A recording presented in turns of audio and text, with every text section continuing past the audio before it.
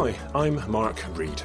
Follow me as I attempt to put my new book, Impact Culture, into practice and discuss it with others taking a similar journey.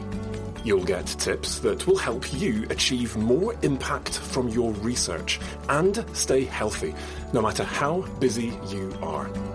Rediscover your purpose. Lead from behind to empower those around you. Transform your work culture.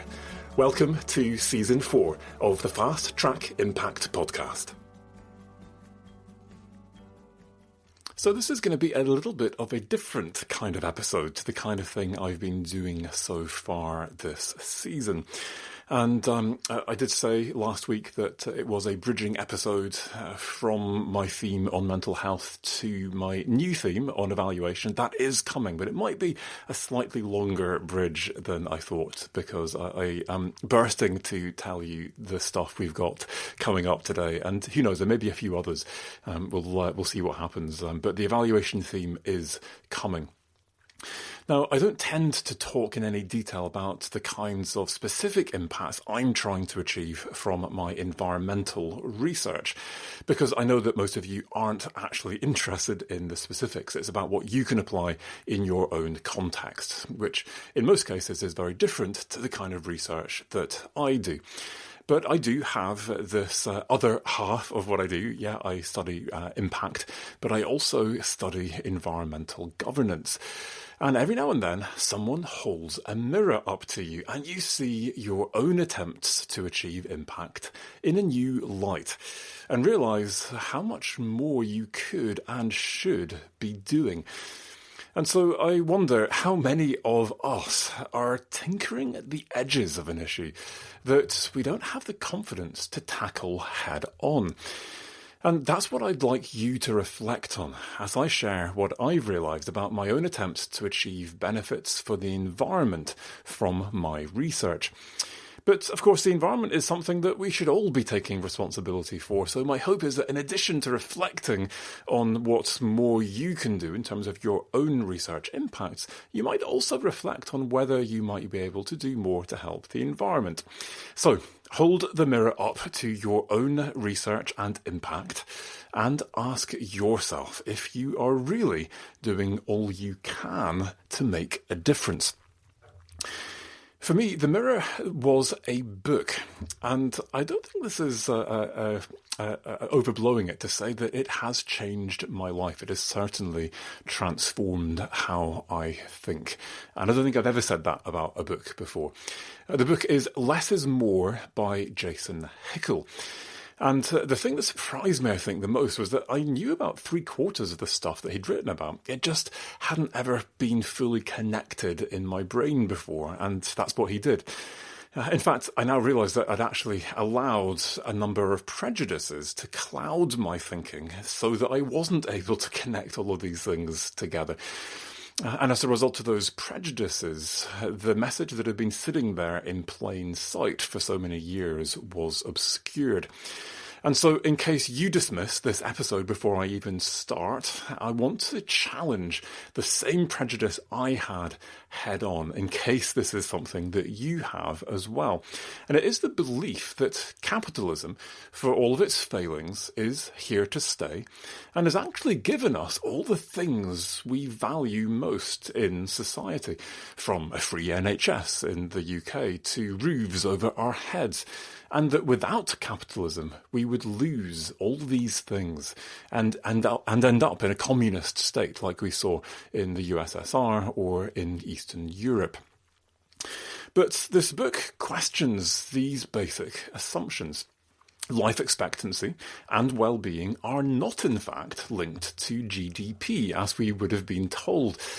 They are, in fact, linked to the provision of sanitation, universal healthcare, and education. We just think that there's a link to GDP because we think richer countries have higher life expectancy and well-being than less developed countries. But if they do, this isn't because of the level of GDP these countries enjoy, but because of the extent to which they've been able to invest in sanitation, healthcare, and education compared to the poorest countries of the world. The amount of GDP we currently have is way more than we need to provide these basic needs and rights. And it turns out that countries with significantly lower levels of GDP that we think of as developing countries often have higher life expectancy and well-being than rich nations, if they have enough GDP to be able to prioritise these basic needs. So Costa Rica, Chile, both have life expectancies of 81 years, which I'm pretty sure is the same as the UK, higher, notably, than the life expectancy of 79 in the USA. Many countries tried to prioritise these needs and rights after independence, but they ended up getting into debt, primarily, however, due to corruption rather than overspending on the needs of their populations. But they were then, of course, forced to withdraw funding from public services and open their economies to international investment under the IMF's structural adjustment programs of the 1980s, with the promise that this would grow their GDP and give them the money to pay for these services. Now, the problem, of course, with this approach, as with any approach based on growing GDP, is that private companies need profit. And so, while they may create jobs, they tend to do so at the lowest possible cost, which is why we see so much of the world's economic activity happening in countries with low wages and limited protections for workers. All to grow the profits of corporations based in the richest countries, whose profits lead to the accumulation of even more wealth for the world's richest people. So, rather than helping these countries out from debt, the liberalisation of their economies turned them into the very thing they'd been trying to escape from under colonialism. Profit generation machines for the richest countries, who could now legally exploit the resources and labour of these countries without consequence. But as we extract more and more resources from these countries, we have this belief that the resources will always be there, and that there is an endless supply of material. But when you consider how many resources we would need to build enough solar panels and wind farms to switch from fossil fuels to renewables and to switch to electric cars, the numbers are staggering. And these resources all come from mines, typically in the developing world, where, as I've said, working conditions are often brutal. And here's the real problem. Long before we actually run out of these materials, we will have caused irreversible ecological damage. I think it's important to understand some of the figures for this, so I'm going to quote Jason Hickle here. He writes, "Mining has become one of the biggest single drivers of deforestation, ecosystem collapse, and biodiversity loss around the world. Ecologists estimate that even at present rates of global material use, we are overshooting sustainable levels by 82%. Take silver, for instance. Mexico is home to the Penasquito mine, one of the biggest silver mines in the world. Covering nearly 40 square miles, the operation is staggering in its scale. A sprawling open-pit complex ripped into the mountains, flanked by 2 waste dumps, each a mile long, and a tailings dam full of toxic sludge held back by a wall that's 7 miles around and as high as a 50-story skyscraper. This mine will produce 11,000 tonnes of silver in 10 years before its reserves, the biggest in the world, are gone. To transition the global economy to renewables, we need to commission up to 130 more mines on the scale of Penasquito, just for silver." And that's the end of my quote from Jason Hickle. But I don't know. What about recycling, the circular economy? A common riposte to this. That's the answer. We think it's okay to keep using more materials because the circular economy will save us. And we're all recycling more than we've ever done before. But the percentage of materials that are recycled is actually going down at the moment. Not because we're recycling less, but because we're using more and more material resources. So take silver as our example. We're currently only recycling 18% of the world's silver that's extracted every year. And as our use of silver in car batteries skyrockets, that figure is likely to go steadily down rather than up. So yeah, recycling is important, but it's part of the problem if it convinces us that we can just keep consuming more materials because we can just recycle them. So what can we do about all this? Communism is clearly not the answer, and nobody is suggesting that it might be. Again, the idea that the alternative to capitalism is communism, I would argue, is propaganda to protect the capitalist machine against anyone who might question it. It turns out, in fact, that there are loads of ways we could reorganize our economy in a post-capitalist way. For example, a few of these. The first that struck me from the book was the idea of nationalising banks so that only the government lends money based on its reserves. And it can do so without interest, or at least at a rate that's designed to just cover the cost of administering the loans, because it lends in the public interest. It's a public good for people to be able to afford their mortgages and not be at the mercy of rate increases from the bank. But in our current system, banks are allowed to charge eye-watering levels of interest. At 3% interest over 25 years, you have to pay a bank over £100,000 for the privilege of getting a mortgage of £250,000. There's no way the banks need that amount of money to administer your loan. It is almost all profit. And what's the social good of letting banks charge such eye-watering fees? Who gets that money? And what if instead we were to invest that in schools or health, or simply not charge it in the first place? There is evidence that moving to a 4-day week can increase health and well-being more than increasing someone's salary, easing the pressure on physical and mental health services. And as long as it doesn't impact your salary, you should feel better off, as you'll have a day less childcare and commuting to pay for. We all experienced this during COVID when we got to work from home. And there's no reason that moving to a 4-day week should affect your salary, given the evidence that people working a 4-day week are significantly more productive and efficient. So much so that a Henley Business School study in 2021 estimated that UK businesses would save a combined £104 billion a year if a 4-day week was implemented across the entire workforce. Idea 3 is that we can take important services back into public ownership.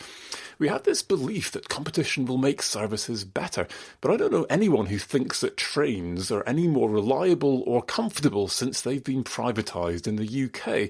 But everyone agrees that they're now unaffordable and are the reason why so many people continue to drive or take internal flights. What benefits did any of us get from privatising water companies? But now rich investors get to extract profits from all of us for our access to the most fundamental human need. If we didn't have to pay as much as we do for all these things, we would be able to afford a 4-day week. Fourth is another way of achieving this, which is universal basic income, which you could use to take your extra day at the weekend. So I'm having now my 4-day week and I'm paying for that because I've got that universal basic income. That's enough to be able to take that extra day without having to take any hit on my salary. Or depending on the amount that you actually need to live, potentially you could afford not to work at all. But what about all the workers we need to staff our services? Well, most people actually choose to continue working, even if actually they've got enough money from a universal basic income to potentially quit. They just work less. And we would all need less workers if we weren't consuming so much. The idea that people will just sit around and drink themselves into oblivion is, I would argue, a prejudice that has been cultivated since the Industrial Revolution, when industrialists argued that the poor were lazy and immoral in their regular feast days and lazing around and celebrations, and that forcing them to work would be good for their souls. Next idea is, what about banning advertising? This one came kind of left field to me. But companies would easily be able to afford higher taxes to pay for a measure like universal income if they didn't have to spend so much money on advertising. And as it happens, companies where people work less hours have less advertising because it is less effective. People are happier, so they know they don't need all the stuff that's being marketed at them. And most of the things that are marketed are actually things that we don't need anyway. We all need to eat, but how often do we see whole foods advertised? Farmers are being screwed down to the lowest possible price for their produce by supermarkets and food processors who are making all the profits, and it's them who have the advertising money, and so who are in charge of the narratives we hear. We're all capable of shopping around to see which products we prefer or who has the lowest prices without having to be told through adverts. At best, they're unnecessary, but at worst, they persuade people that their 2-year-old phone is no longer good enough and that they need to find enough money to upgrade to the latest version of whatever it is that we actually don't need, but we're told by advertisers we do. Which leads to another post-capitalist policy, one that's been debated in EU Parliament recently: ending planned obsolescence. How often have you been told something is not worth fixing because you can buy a new one cheaper? Part of the reason is that manufacturers make the parts inaccessible or too expensive to fix because they want to sell more new units. One of the stories you hear if you go around a whiskey distillery, and I do live in malt whiskey distilling country, is the story of Porteous Mills, a Scottish company that made malt mills that never broke down or needed replacing. And once they reached market saturation, they collapsed because their mills were too good. And they're still working perfectly to this day. Others have learned from this. If you want to sell more products, make sure they break down and need replacing. And if they can be fixed, make sure the part is too expensive to justify fixing it, like the drum bearings in washing machine drums, a small mechanical part that, if replaced, could double the lifetime of your appliance. And it would be cheap and easy to replace if it wasn't sealed into the tub, requiring you to replace the entire unbroken tub with it. Or how about this as a post-capitalist policy? Controversial, but just think about this for a moment. A cap on earnings and wealth. So if you earn over £100,000 per year, why not move to a 100% tax rate for those people?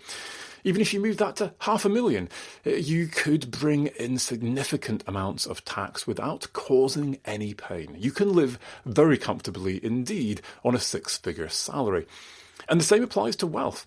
58% of the world's population currently live in poverty, but 12 billionaires have more than all their wealth combined. Put another way, the top 1% of households globally own 43% of all personal wealth, while the bottom 50% only own 1%. It is these richest people who are driving emissions disproportionately with their regular air travel and consumption of the latest products. Simply by redistributing this wealth, we could pay for the sanitation, healthcare and education that we know could increase life expectancy and help pull people out of poverty around the world. But each of these policies simply do two things. They reduce our need to buy or pay for things we shouldn't have to spend money on, and they mean that we don't have to work as hard to make money to pay for all the stuff we don't need. Simple. Degrowth, as it's called, isn't about taking a vow of poverty. It's about not consuming stuff we don't need and refocusing the purpose of our lives not on being more productive so we can consume more, but on the things that really matter. People think that the alternative to capitalism is communism, but as China has so effectively shown us, communism is a political system, not an economic system. They combine communist policies with a capitalist economy. So instead of looking for examples in communism, if we want to get a sense of what might be possible, we need to look no further than Scottish Government's decision to retain free prescriptions and free university education when the rest of the UK started charging for these. I know nobody in Scotland, where I live, who would ever want to give these rights up. Or look at the level of public services people get in Scandinavian countries, or the health and well-being of people in countries like Costa Rica and Chile.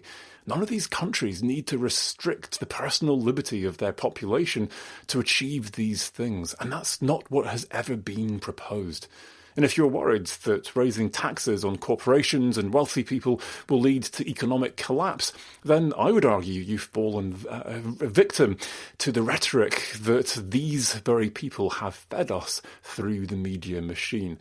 We're told that there would be a mass exodus. We were told, in fact, that there was going to be a mass exodus of companies from Scotland to England if we voted for independence back in 2015, which I didn't believe for 1 minute.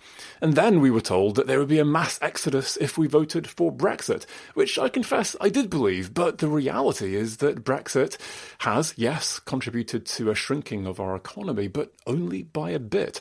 We are still functioning okay as an economy. And for those who voted for Brexit, clearly that was a price worth paying, in the same that I would argue a minor contraction of the Scottish economy, were that to happen, would be a price worth paying for independence.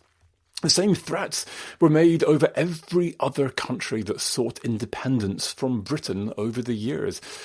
And even if their economies were and are weaker as a result, which I'm going to suggest is arguable, nobody would suggest that losing their independence again would be a price worth paying to increase their GDP. Ultimately, based on data from countries like Costa Rica and Chile, we could probably contract our economy significantly in terms of GDP if we use the GDP we have to pay for things that increase well-being, rather than just pursuing growth to make the rich richer. Why is the idea of an economy that's no longer growing, or in fact that's contracting, so terrifying to us all? It is because we've been told that we'll all be poorer if the economy isn't growing. But planned degrowth would be about reducing the unnecessary profit that primarily goes into the pockets of rich investors and putting more money in the pockets of ordinary people. And we would, I would argue, all actually feel better off. So who would like to feel better off and get to work less? Surely a vast majority of us would vote for a manifesto that gave us these things. But the problem is that no political party is prepared to give us these choices because they know they will never win. Any politician in the UK who comes anywhere near any of these policies is instantly characterised as a dangerous communist who will destroy the economy, and with it our prosperity and our way of life. In reality, the only people who are threatened by a manifesto like this are the super rich. But it just so happens that they've got enough money to control the media machine. It explains a lot. Most people in the UK are fiercely protective of our National Health Service and can't understand how a developed country like the United States still has a system where your ability to get treated when you're sick depends on how rich you are, and that US people are happy to pay so much despite knowing that the healthcare companies are making obscene profits. And yet, whenever anyone tries to challenge the system in America, the media mobilises to warn people of the dangers of a national health service and why they will all be worse off. It's the same around the world when any politician attempts to undermine the ways in which the rich grow richer. In theory, the solution to capitalism should be politics, but this would only work if there was a true democracy, where people had access to all the evidence and could make a free choice about the policies that would benefit the majority of people. But it's clear to me that the stranglehold that the media has over the information we receive will prevent us in the West from ever voting for governments that could do anything fundamental about the system they've inherited. The best we can do at this point is not listen to the media so that it has less of a stranglehold. Although I'm encouraged by my children's generation's avoidance of mainstream media, this is something that's going to take a long time to work through. In the meantime, we have to take our own steps to become more self-aware and start making better decisions in our own lives. And that's deeper than just an intellectual decision to consume less. It's about awakening our spirits and becoming more aware of our deep dependency on the natural world. And so the surprising conclusion of this book is that the solution to capitalism is not political, but spiritual. If we want to replace capitalism, we need to understand where it came from. And it didn't come out of a void. It came out of a concerted effort to convince us that we are separate from and superior to nature, that nature is scary and needs to be tamed and brought into use for the benefit of humans. To tackle the cause of the disease that is killing the planet, we need to go back to a way of being that predates capitalism and that survives in some indigenous communities around the world to this day.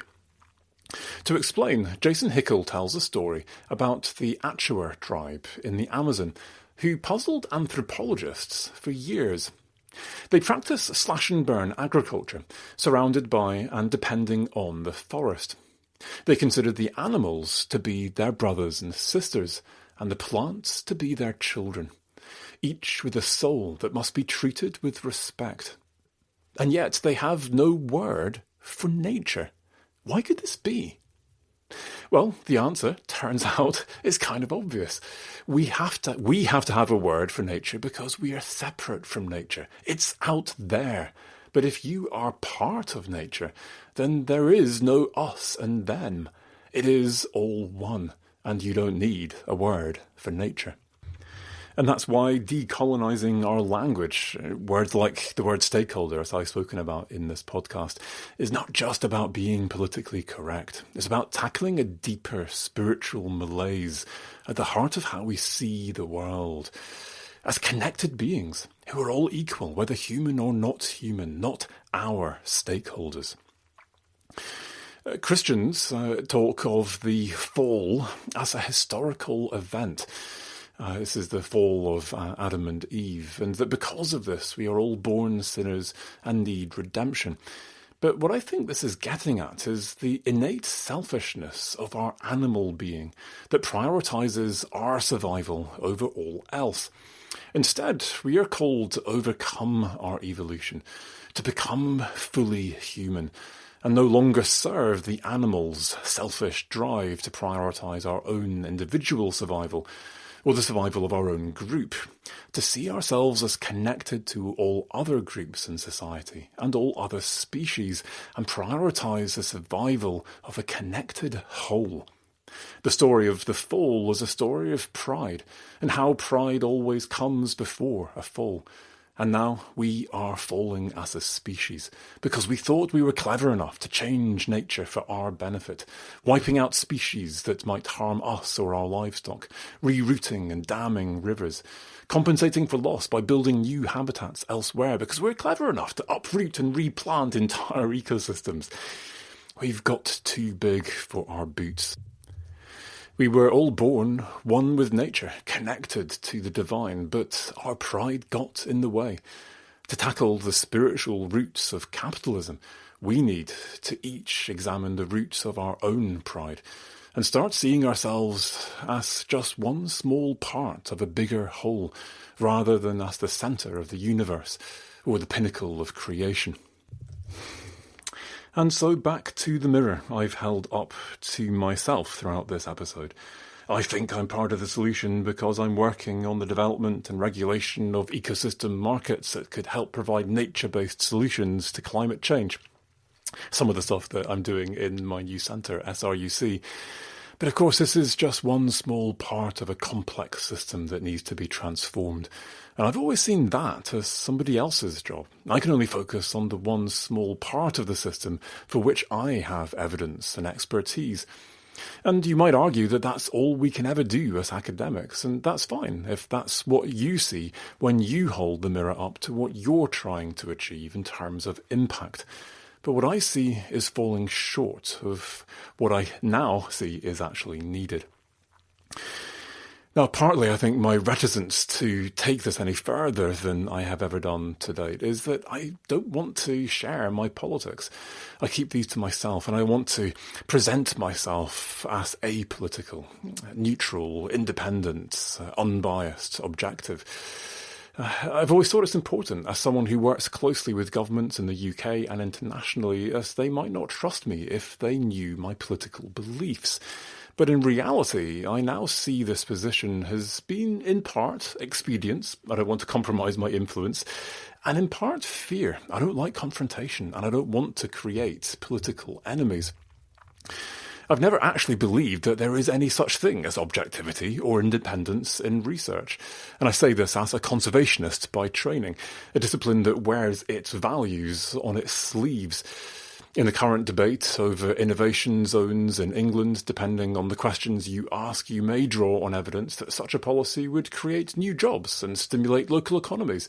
However, you could draw on research to show the impact this would have on nature and the broader impact of pursuing compound economic growth on our ability to meet net zero targets. In research, as in policy, the answers you get depend on the questions you ask, and these in turn reflect your values.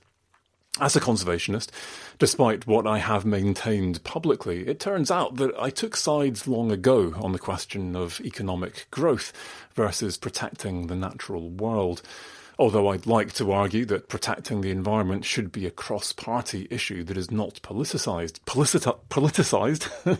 It is impossible to escape the reality that any decision between economic growth and reducing emissions is an inherently political decision.